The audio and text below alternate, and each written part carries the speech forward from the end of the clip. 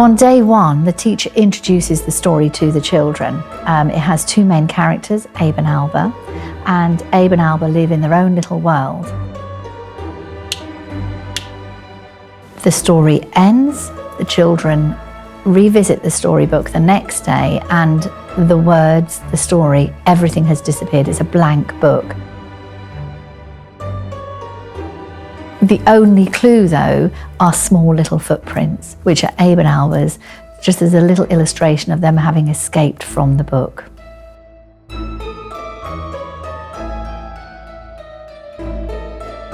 To get Abe and Alba back into the book, essentially we want them to use their imaginations and write the best stories they've ever written, which is a lovely, tick off writing targets for us. But yeah, they absolutely love it, they really enjoy it.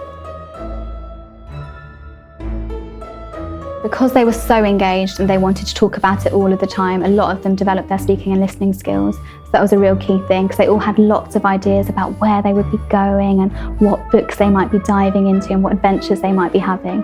So they were all really keen to speak more. So even the children who were really quiet would put up their hands and say, oh, I've been thinking this, I think they might be doing this. It also encouraged them to go home and speak to their parents more about what they're doing in school. So I had lots of parents coming in talking about, oh, they've been telling me about this project they're doing. They never tell me what they're doing at school, but they're so excited. So that was really key, to see that they're going home and they're sharing that learning as well. They're living this experience, and it really takes that bridge into sort of between reality and fantasy, and really sparks and fires their imagination.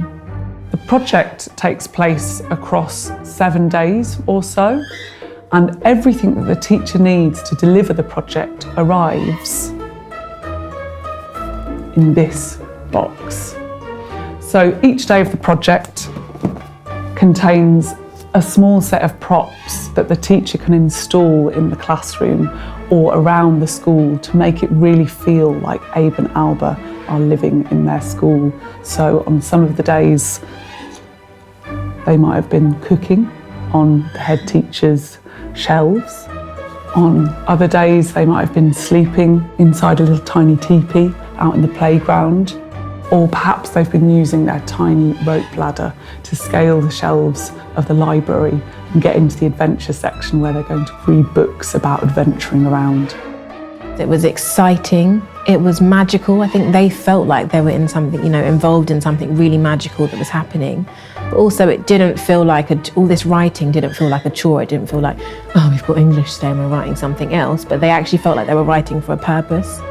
I think it was something that engaged every single child in the class, and it's really difficult to do that.